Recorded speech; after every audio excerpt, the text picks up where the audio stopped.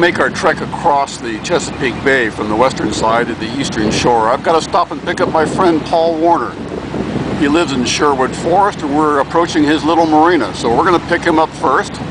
Then for safety, the two of us are going to motor over together to the St. Michael's Classic Antique Boat Show. So please stay with us, we're on the road. I'm Steve Izant. So there's my friend Paul. He's got a boat called Cocktail Island. We're starting off for St. Michael's on the eastern shore. It's going to take us about an hour and a half to get over there. We're going to cruise at about 22 knots, so please stay with us as we cruise across the Chesapeake.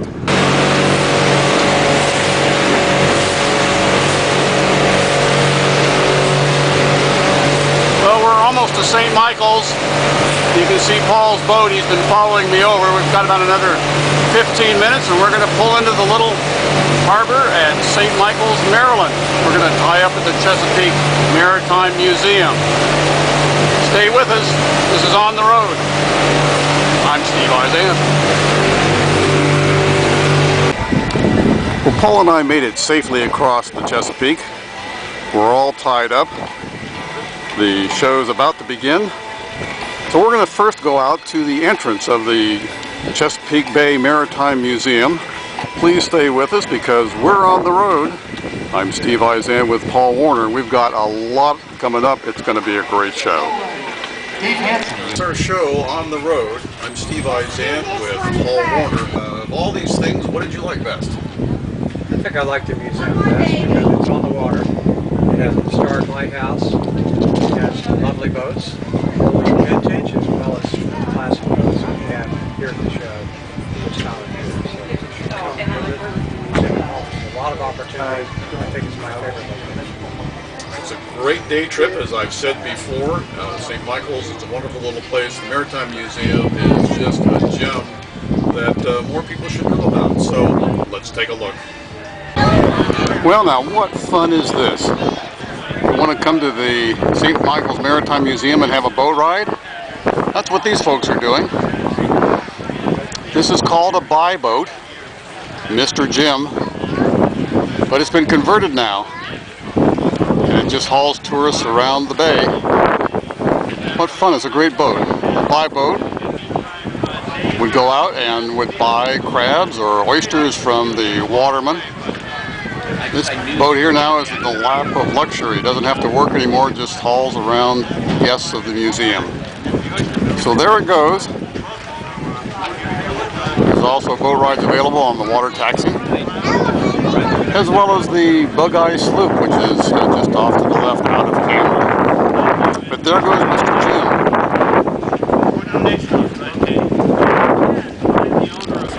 Well, here's another chance to ride on a boat. This is the Selena the Second. I think this is what you would call a cat boat. It's also gaff rigged, which means you see the boom. That's the two pieces of horizontal wood. Because there's a boom on the top and the bottom, that's called gaff rigged. And I think that's probably, as I mentioned before, a cat boat. So Selena the Second from Frenchtown, Maryland. So many opportunities out here at St. Michael's, Maryland. Well, now, is this a cute boat or what? This is made by the Dorset Company. It's called a Catalina. And as my wife would say, it's just as cute as it wants to be. It's here at the boat show. It's not many times that you get to see an all-red boat. But this boat has a good chance for winning the competitor's trophy or maybe best in show by the guests, because when you come here to the museum you also get to vote during the boat show. So I'm voting for this one for best outboard motor small craft. This is called Sunburn, a Dorset Catalina. Well, we just gave you kind of a panoramic view of the show, but here's another more direct view of some of the beautiful mahogany ChrisCraft that are here. There's also some Hackercraft and some Garwoods. Those are famous manufacturers. Lyman. None of those boat builders are still in business. They all went under. ChrisCraft is, although they went broke several times, but they're still making good boats now. Anyways, you can see there's a lot of interest in the dock, on the dock, in these boats. And most of these are not professionally done, or done by professionals, I should say, but rather done by their owners. It's a labor of love, and sometimes it takes years to restore one of these beautiful boats. Now, one controversy is, what about fiberglass boats? In the early years, when fiberglass first came out, people kind of poo-pooed that, well, that's never going to be important, but no one thought fiberglass would last that long.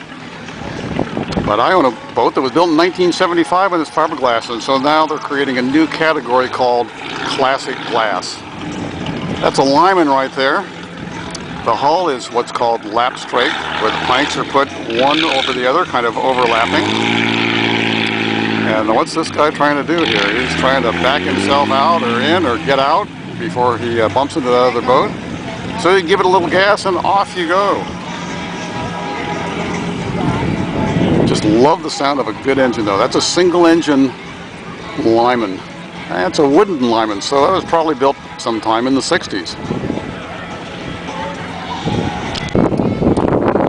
One of the special features of the show, the 25th anniversary for the Antique and Classic Boat Show, are these 1959 ChrisCraft silver arrows. These boats are really cool, and if you look at them, they reflect the styling of the 1959 era. Remember those Cadillacs with those huge big fins? Snake eyes, I think they called them.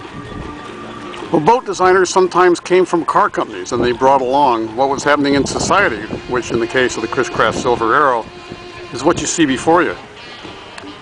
Now, we don't know exactly how many ChrisCraft made of these boats, but we now know there's only about 69 of them left in the United States. We're going to take a quick look at the instrument panel in just a second, because what you're going to see is they sort of look like cars. Boat designers, to save money, used car gauges and car parts. So let's take a quick look at the ChrisCraft Silver Arrow dashboard. Well, here we are taking a look at the dashboard of the 1959 ChrisCraft Silver Arrow. You can see the gauges look like they come from a car, because they do. That's how they saved money, as we just mentioned. And the steering wheel, that's a car steering wheel. Now, there isn't a horn, but it is a car steering wheel. So boats in the 1959 era and the early 60s, done by car designers, some of them anyway, and reflected what was happening in society. This is On the Road, and we're at the St. Michaels Maritime Museum. Please stay with us. Now, the boat that's right in front of us is what's known as a Bugeye. And this is a boat that fishermen would go to get crabs on, or in the winter, when crabs are out of season, they'd go get the oysters. Now, due to mechanization, however, though, these boats couldn't compete. And so you'll see the little boat right at the very end. That's called a pusher boat. That's motorized. The Bugeye itself does not have an engine. So 3 days a week by state law, the little pusher boat can push the Bugeye, and they can make a lot more time. Looking at some of the boats in the background, this one in the distance is called a buy boat. It's been restored. Now, a buy boat would go out into the middle of the Chesapeake, and it would meet up with one of the Bugeyes, for example, and it would buy the crabs, or it would buy the oysters. That's why it's called a buy boat. There aren't many buy boats left, but there's one that's restored. Next to that, there's a small boat that has a really neat stern. That's the rear end of a boat. That stern is called a drake tail, sort of like maybe taking after the drake-tailed duck. But that's a waterman's boat. I don't know if you can see it, but there is a little lever on the right-hand side of the boat, about 2/3 of the way back. And that's actually where he would control the speed of the boat, so he did not have to go in the little wheelhouse. He could fish for crabs or oysters and steer the boat at the same time back there in the stern. And what we have before us is another Bugeye. This is called the Aetna Lockwood. The reason this one's important to show to you is that this was first built in 1839. So it's now part of the museum. They saved it, they rebuilt it, and it's here for people to enjoy. But imagine that, a boat built in 1839 and it's still afloat. That's museum member getting on board there. We're not quite sure what she's going to do. Going down below. So the Aetna Lockwood, built in 1839. This is on the road. Please stay with us. We'll be right back. We're here at the St. Michaels Marina. Just wanted to show you that there's no hard feelings from the War of 1812. St. Michaels and the British, they're friends, as you can see by the flags that are flying. We're here at the St. Michaels Marina. It's right next to the Crab and Steakhouse, where you can get a great crab cake or a steak, all here at St. Michaels. There's so much to see here in the harbor. We're looking across the harbor right now to the Crab Claw restaurant. They steam their crabs right there in front of you, so you know they're fresh. We're going to slowly pan around, and what you start to see now is the Chesapeake Bay Maritime Museum in the background. Some of the large cruisers that are there are here for the boat show. Some really nice boats. The masts in the background are of the Bugeye, as it's called. Out there now, we're looking at the Chester River. We're going to take a break in just a second. Don't go away. We're about to do one of the pilings, so I have to stop the camera for a moment. But it'll start in just a second. As promised, I got past that piling. We're going to just slowly fan and pan. Coming up is the St. Michaels Harbor Inn and Spa. I haven't stayed there, but I understand it's very nice. It's the upscale end of town here if you want the spa treatment. And also what you see there is a Trumpy. It's a wonderful old boat. Trumpies were made in Annapolis from about 1947 to 1972. Unfortunately, the company, like a lot of wooden boat companies at that time, just couldn't keep up with the competition, which was switching to fiberglass. But all those boats were hand-built. John Trumpy even had his workers craft the furniture inside. They're very expensive boats to maintain, but those that own them just love them. That boat, I understand, belongs to the hotel now, so it's available for charter if you wanted to have a wedding, for example, or a reception. It's a wonderful boat. It'll take you out on the Miles River. Sorry, I don't know what the price is, but I'm sure it's well worth it to be on a Trumpy, handcrafted in Annapolis. I should mention that some of you may be familiar with the name Sequoia, the presidential yacht, which is no longer owned by the U.S. government, but the Sequoia was a Trumpy built around the turn of the century. It's down in Virginia now. It's run by a private foundation. So now we're going to continue our house tour. We're out here now in what's called the Field of Dreams. These are people that have boats for sale. Boats that are actually in the show, you can't put a for sale sign on them. So those people that want to sell their boats, they put them back here in the Field of Dreams. So do you see one you might want? We've got some classic boats. We've got a couple of sailboats. That boat right in front of us is called a launch. In the old days, the well-to-do that had really big yachts, they'd have little boats like this that would ferry them from their big boat into shore. This is a modern launch, though. It's what they call a reproduction. It's made to look like an old launch. So this is the Field of Dreams. We're on the road. We're still at the Maritime Museum, so please stay with us. We'll be right back. Well, what do my eyes spy? It looks like a 1939 Consolidated. I'm going to guess 50 to 52 feet. Consolidated was the name of a company that manufactured high-end, high-quality yachts. Unfortunately, they are long since gone, like most wooden boat makers. But that's a beautiful boat. Obviously, it's been restored. So let's walk over there and go aboard, find out what the name is. But I'm guessing that's a Consolidated, probably from the late 30s. So we're in the aft cabin of the Blue Mist. You saw her just a moment ago from the outside. This is a wonderful Consolidated. That's the name of the boat company. Consolidated is no longer in business, but this is a 52-foot Consolidated. It was manufactured in 1917. It was restored in the year 2000. Its speed is 9 knots, which is about 14 miles per hour, and this boat's for sale. So if you have $105,000, It's located in Galesville, Maryland. So we're going to photograph a little bit more of the interior, but this is a beautifully restored boat. This is the helm of the boat, or the place where they steer it. For a boat of 52 feet, it's a pretty simple affair. You've got the steering wheel. To the left there, you have the gear that makes it go forward or back, and as a concession to the modern age, they do have a few gauges to tell engine temperature and RPMs and a depth finder. And forward is a compass. So we're on the Blue Mist. It's a wonderful boat. We're here in St. Michaels. This is On the Road. I'm Steve Izant. We're still in the Field of Dreams. I wanted to show you this 1954 Aristocraft. Now, if you are in the market for a boat, this one's for sale.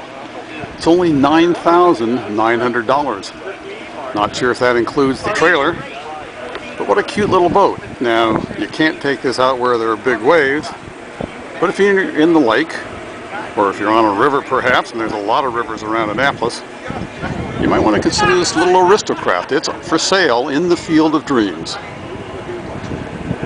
So that completes our Field of Dreams segment. We're moving on. Please stay with us. Here's another wonderful old boat. This is called a Greenwich. It was made by the Greenwich Boat Company. Like many wooden boat manufacturers, they're no longer in business. This one's been beautifully restored. We're going to meet the owners in just a moment, interview them, go on board, and take a look at the inside. This boat's from Malvern, Pennsylvania. Come all the way down here for the boat show. But we're here at St. Michaels at the Maritime Museum. This is On the Road. Coming up next, an interview with the owners of the Monarch, a Greenwich-built boat.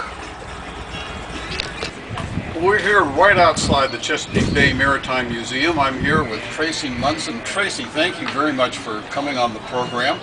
We're just right outside the entrance to the museum. Going back to the website for a moment, not only can they find out what's going on, but if they want to become a member, they can do that as well. Yes, there's a join tab at our website. You can join the museum. You get free general admission, free admission to many of our festivals. We have any Deadliest Catch fans out there. We have Edgar Hansen coming to our Waterman's Appreciation Day on August 12th. On July 28th, we have the Chesapeake Bay Folk Festival, and we have 5 bands coming that day, and plenty of activities. We have the Mid-Atlantic Small Craft Festival and Oyster Fest coming in November, and all of this information is at our website at cbmm.org. Okay, well that sounds just fantastic. Tracy, I want to thank you for coming on the show. Well, we're here with Bob and Renee Holsclaw. We are on board the beautiful Monarch. First question, and whoever wants to answer first is just fine. How long have you owned the boat? Since 1975, we bought it off the original owner. So we're the second owner. And Greenwich, is that, or Greenwich? How do you pronounce it? It was made on the Cohansey River, and it depends on what side of the river you lived on. The north side was Greenwich, the south side was Greenwich. So it was built on the north side, so we call it a Greenwich. A Greenwich, okay. So this is sort of like potato, or tomato, or tomato. So 1975, so you guys know this boat inside and out then. So we bought it on Tillman Island, and it sat for about 2 years unattended, and it really did not look nice. I have other words for what it looked like, but I can't tell you now. Oh my goodness, so you guys have spent years restoring it then? Well, we've done everything ourselves. Wow, well, it is just beautiful. Where do you moor it now? At Piney Narrows on Kent Island. Okay, and are you undercover? Yes, we're undercover now. It sat out for about 20 years, and we finally put it undercover. We've been undercover now for the last 27. Well, for our viewers that don't know, but being undercover is extremely important to a boat. Surprisingly enough, it's not salt water that will do in a boat, but rather fresh water. And the sun. And the sun. So so you're fortunate because in Maryland these days, state law, you can't build new covered slips. So only the old ones exist. Yeah. There won't be any new ones around anymore. No, that's unfortunate. But anyway, so you're over at Piney Narrows, and What's the furthest that you've taken this boat? We've been to Virginia, and we've been all the way up the Northeast River with it. So we've kept it mostly in Maryland, and we've done a lot of running in it in the old days. We took it down the tides in Virginia. Tides in Virginia. All right, that's a bit of a trip. And what kind of how many knots per hour can We can do Monarch about do? 10 knots. Mostly everything on this boat right now is original. The engines and everything else. And they're 265 horse Palmer Internationals. And we burn about 10 gallon an hour and do about 10 knots. All right, and Palmer's are diesel engines. No, these are all gas. Oh, they are gas. Okay, Palmer gas. Yes. All right, well, good. Well, we're going to go below if we can and take a look at the beautiful interior of the main salon. So happy to have you go down. All right, well, let's go on down. There we go. We're down in the main salon of Monarch, and we're going to pan around just slowly so that you can see how spacious it is. Sometimes it's the beam or the width of the boat that ends up making it feel really spacious. And son of a gun, we've run back into Renee and Bob. And here we are again. And here you are again. So tell us a little bit more about the interior of the boat, some of the different rooms that you have on board here. Well, up above in here are the V bunks and a head. There's no shower in this head. In the rear stateroom we have a head and a shower. This is all mahogany inside here. Everything is original, including the sink and the spigot. And these two chairs, which I sort of took for granted, are everybody we get on board says, "Oh my God, look at these chairs." And some decorators wanted to buy them from us. So they're a little unusual, I guess, but we're so used to them. All right, we're taking a look at those. And those are unique chairs. And they're curved mahogany arm rest. Well, now there's something for those of us that are not woodworkers. How did they get the wood to bend like that? Because that's all one piece. They probably steam it. And it's one piece. All right, well, viewers, hold on. Don't get vertigo. I'm going to slowly pan around to Now the he's galley. going to the refrigerator, which is all mahogany. And that's original. And that is original, along with the compressor down in the bilge, which is still original. Uh-huh. All right, and I'm focusing in on the galley itself here now. So where Renee cooks her gourmet meals that she's famous on the Chesapeake for. And that's why this salon looks as big as it does, because it's a galley up, and it doesn't go down into steps. It takes away some room. My wife has a preference for what they call galley up. For some reason, she doesn't like the galley down, but I don't either. Galley up. It gives you more room with the galley up. it certainly does. All right, and I'm looking beyond you there. I'm going to move forward just a little bit into the V berth, and of course it's shaped like a V, hence the name V berth. That's correct. That's right. All right. Well, Bob and Renee, this is a beautiful boat. Monarch is something, obviously, that you're very proud of, and it certainly shows. So we're going to have to move on to the next segment. I have a power plant behind you if you'd like to see it. Let's do that. Let's take a quick look so our viewers can see the diesel engines.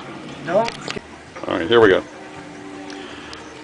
All right, so Bob has opened the hatch, and we're taking a look at the Palmer gas engine. A lot of complicated stuff on there, but you tell me that's the original engine. These are original engines, 1961 Palmer Internationals. And is that did you mention earlier that that's like a farm truck engine? Yes, the engines themselves were for international truck engines and tractors. And the Palmer is the manifolds that they modified them for sea use. Right, okay.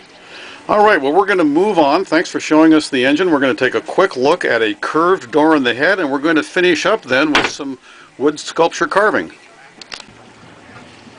All right, we're in the aft cabin. We have two separate bunks here, but what's of interest is this curved door. So, Bob, please tell us a little bit about a curved door, because most of them are straight. Well, I was talking to a cabinet maker from Trumpy, and he came aboard our boat one day and said it took a carpenter one full extra day to make this curved door. And it's really a little unique, and it adds a little charm to the boat. Well, now, something that big, and I'm looking now at the inside, so the door actually has a frame, and then they've taken a smaller piece of mahogany and probably steamed it or somehow with clamps. Bent it around. And bent it around, yes. So that's an extra bit of work. An extra bit of work. All right, well, we're going to go back to the main salon and close out with some unique carvings, so please stay with us. All right, so before we go back to the main salon, though, here's something unique. We have a matching set, and Bob, you had a hand in making these. I made them, yes. They're out of original old block and tackles, and the bases that you see here are from planks out of the bottom of a couple of skipjacks that they were working on in Tillman Island. Well, there's a lot of history So there. it has some history to it, yes. Certainly does, and you obviously are quite handy. I like to dabble around. He likes to dabble around. All right, now we're going to go to the main salon and take a look at some more of Bob's work. Okay, we're back in the main salon, and this is a very unique piece of work, but Bob, tell us about it, please. Okay, this is made out of the scraps from a oak tree in my backyard. These are scraps from mahogany that I used when I was working on the boat. And the copper that you see on here is the bottom sheathing of the Lady Katie skipjack. They put copper on the bottoms of them for when in the wintertime the bay ice is up and they won't cut into the wood.